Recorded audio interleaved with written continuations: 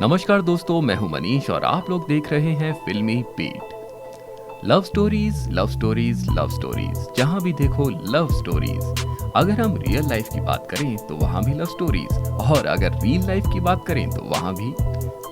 हमारी हर बॉलीवुड मूवी में love story ही होती है।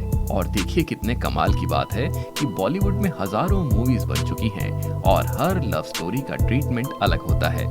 और जितने शौक से हम फिल्मों की लव स्टोरीज को देखना पसंद करते हैं, उतने ही चाव से हम फिल्मी सितारों की लव स्टोरीज और गॉसिप्स को भी सुनना पसंद करते हैं। जैसे राज कपूर नरगिस, दिलीप कुमार मधुबाला, अमिताभ रेखा, शाहिद करीना, फेहरिस्त बहुत लंबी है।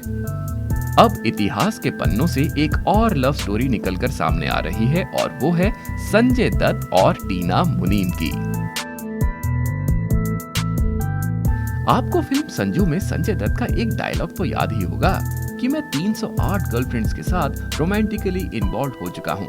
लेकिन क्या आप जानते हैं दोस्तों, जब वो फिल्मों में आए तो उनकी पहली गर्लफ्रेंड कौन थी? जी हाँ, नाम तो सुना ही होगा आपने, टीना मुनीम। गॉसिप्स की अगर माने तो ये भी कहा जाता है जब संजय दत्त की पहली फिल्म रॉकी की शूटिंग चल रही थी तो संजय दत्त और टीना मुनीम काफी करीब आ गए थे। लेकिन संजय दत्त के पापा सुनील दत्त जानते थे ये बॉलीवुड है, एक बार फिल्म की शूटिंग खत्म तो अफेयर भी खत्म। हर पिता की तरह सुनील दत्त चाहते थे कि संजय दत्त अपने करियर पर फोकस करें और संजय दत्त का सारा फोकस टीना मुनीम पर था। नरगिस दत्त भी टीना मुनीम को काफी पसंद करती थी तो सुनील दत्त चुप हो जाते। वैसे सुनील दत्त अपनी जगह सही थे क्योंकि नरगिस दत्त को कैंसर था और सुनील दत्त ये चाहते थे कि कम समय में संजय दत्त अपने पैरों पर खड़े हो जाएं। लेकिन ये हो न सका। रॉकी फिल्म रिलीज होने से पहले ही नरगिस दत्त चल बसी और दत्त परिवार पूरी तरह बिखर गया। संजय दत्त जो अपनी मां से बहुत प्यार करते थे, उन पर अपनी मां की मृत्यु का बहुत बुरा असर पड़ा। टीना मुनीम ने उन्हें सहारा दिया। इधर रॉकी फिल्म हिट हुई और संजय दत्त और टीना मुनीम की जोड़ी को काफी पसंद किया गया। अब आप सोच रहे होंगे कि जब सब कुछ सही चल रहा था तो इस लव स्टोरी में गड़बड़ कहां हो गई? इसके कई कारण हैं। संजय दत्त और टीना मुनीम का अफेयर इतना आगे बढ़ चुका था कि टीना मुनीम ने कई फिल्मों में काम करने से मना कर दिया, जो आगे चलकर काफी बड़ी हिट फिल्में साबित हुई।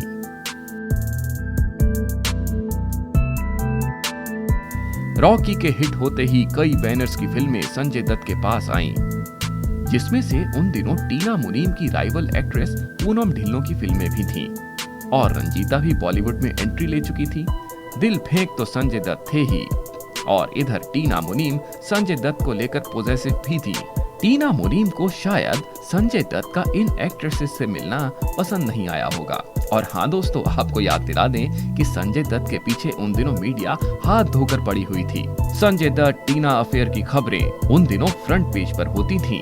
और तो और संजय दत्त की अपने पापा सुनील दत्त से झगड़ों की खबरें भी मैगजीन्स में छपती ही रहती थीं।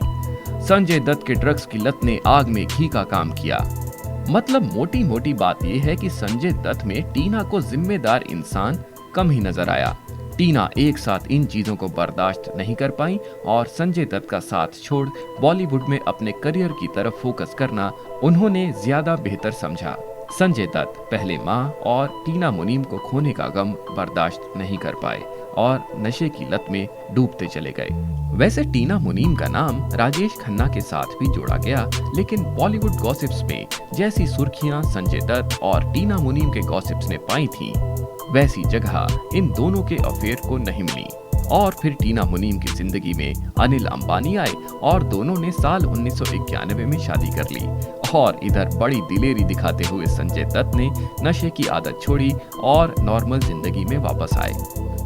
वैसे संजय दत्त और टीना मुनीम के अफेयर के बाद संजय दत्त की कई गर्लफ्रेंड्स हुई, लेकिन शायद संजय दत्त की जिंदगी में जो जगह टीना मुनीम के लिए खाली थी वो कभी भर ही नहीं पाई।